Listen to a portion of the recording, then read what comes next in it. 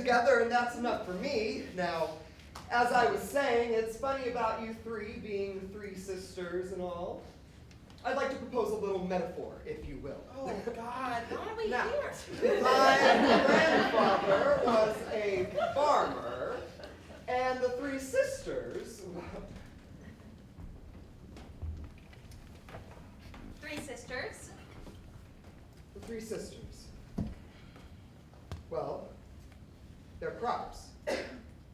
It's a style of planting that uses three companion crops to their full potential on one plot of land, a three sisters garden. And then there's that fourth sister no one ever talks about, right? You're about to find yourself outside without your hat. Picture this. The winter is over, the earth is green, fully committed to it.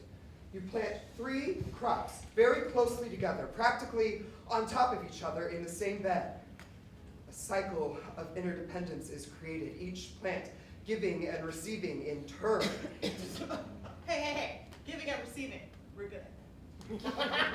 You plant your corn, or maize as some call it, with beans and squash or pumpkins. Some would say pumpkins instead of squash, in the same bed. This isn't the sort of thing you do neatly in tidy, wide rows. You grow them closely together. It's very feral, wild even. They tangle around each other and intertwine. You barely know where one begins and the other ends. Sounds great. Fascinating, even. I'm hungry. Are you going to just talk about it, or are you actually going to feed us these sandwiches? You plant your corn in late May. It's wisest to do so when the ground is fully thawed and sure not to be cold or wet.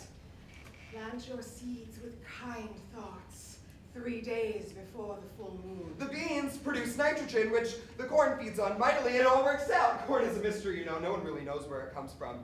Or what it's becoming. But the beauty of it is, without the genetic diversity provided by the crops growing together, the plants on their own alone would be vulnerable to pestilence, toxins, meteorological Well, events. we're all vulnerable to those, now aren't we? Can we please have more tea? Frankly, I find your knowledge on the subject to be a bit of a bore. Exactly. And I'm at the bottom of my cup. Sister, shall we? Anyway, I think it's a beautiful metaphor. Well, a young woman certainly shouldn't have to pour her own tea.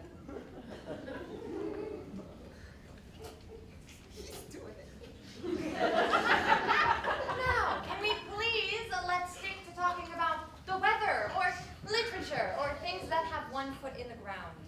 Not farming stories? No. Although I think that's as close to the ground as one gets.